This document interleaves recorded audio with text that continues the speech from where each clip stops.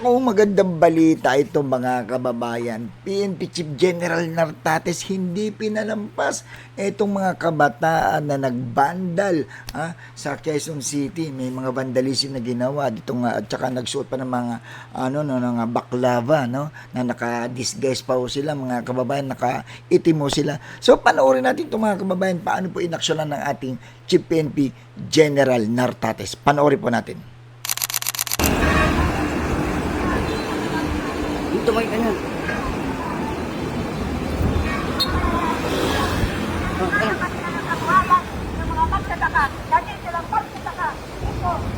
We have a reason to have a valid arrest and they were accosted because of violations of ordinances and special laws.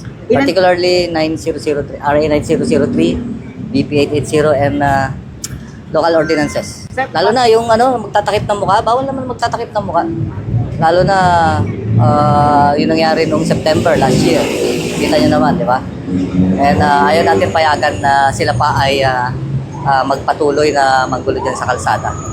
Ayan mga kababayan, tama naman sa ang ating Chief PNP kasi naalala nyo noong nakarang taon, yung mga nanggulo rin, ganyan na ganyan no sila, mga rapper din po, no, nakakalungkot, diba? May mga rapper na matitino dyan na hindi naman gumagawa ng ganyan. Ito na naman to, sino naman itong mga na-influensya ng mga rapper na to, no? With due respect din po sa mga rapper dyan, no? Katulad yan, may mga rapper po na na-influensyahan para manggulo, no? Naalala nyo noong nakaraan, may mga rapper din po na na-involve, na-influensyahan at napatunayan na may mga bayad daw di umano itong mga rapper na to, no? Nabayaran. So nahuli po sila. Ngayon wala akong kadala-dala. Ito na naman po mga kababayan. Ito pagbabandal naman po ang ginawa at na-recruit na naman itong mga to.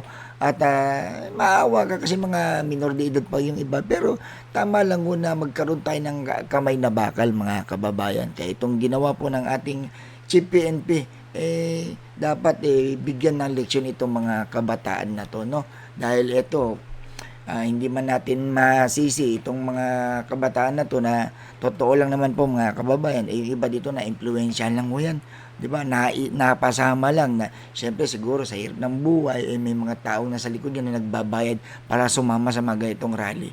Ito real talk lang ho tayo tuloy lang natin mga kababayan. At maapektuhan of course yung tahimik na nagpoprotesta. I think there are 51 arrests. 51. Yes. Yun, total na po yun. Total. Di mahigit. Hindi pa tapos baka may pa. Baka meron pang mag-violate doon. Kontento ba kayo dun sa naging latag ng sinunod? We have a good preparation. Matagal na natin pinag-prepare. 1 year na nga ito, di ba? Do's and don'ts and what went well and what went wrong last year. Yun lang in-implement natin. At the same time, we have good commanders like our regional director, Major General Avirin, nandiyan ang QCPD, and the rest of the district director dito. And of course, the national headquarters nakagbibigay ng guidance continuously and continuously giving the administrative support. Lalong-lalo na dito sa local government ng Quezon City. Nagpapasalamat kami. Ayan mga kababayan. So ano po masasabi niyo? Ano opinion niyo po mga kababayan? Tama lang po ba na talagang bigyan ng leksyon itong mga kabataan na to na talagang na-impluwensyahan lamang po, no? Siyempre para maranasan nila yung consequences sa mga ginagawa nila, no? Kasi yung iba dito nasisilaw sa mga pera at nare-recruit itong mga tao na to, no? Kasi hindi naman nila gagawin yan kung wala nag-utos mga kababayan. Tignan nyo, naka-uniform pa talaga, nakatakip pa yung muka. So alam naman nila bawal yan, pinagbawal na po ng yan. Tapos itong masaklap pa mga kababayan, na pag nahuli itong mga to, biktima pa po sila at sasabihin nila lumalaban lang sila patungkol dito sa korupsyon sa gobyerno, di ba?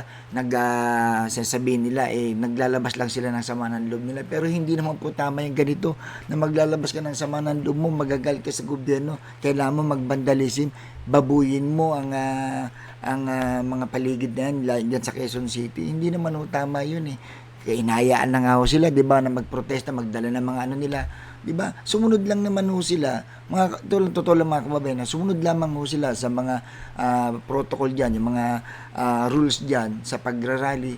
Hindi naman ho sila itatabi diyan hindi naman sila paghuhuliin. Totoo lang po, kung magrarally sila at base ito sa kanilang hinaing sa gobyerno, sa pagsugpo sa korupsyon, di ba, panawagan, mag-rally kayo ng maayos diyan. Pero yung manggugulo kayo, magbabandal kayo, maninira kayo ng gamit, mananakito kayo ng mga kapwa niyo Pilipino dyan, mukhang hindi na ho tama. Kaya salamat po sa ating Chief PNP Police General Jose Melencio Tatis Jr. sa kanyang napakahabang pasensya at tinitik-pitik niya rin itong mga makukulit na mga kabataan na to.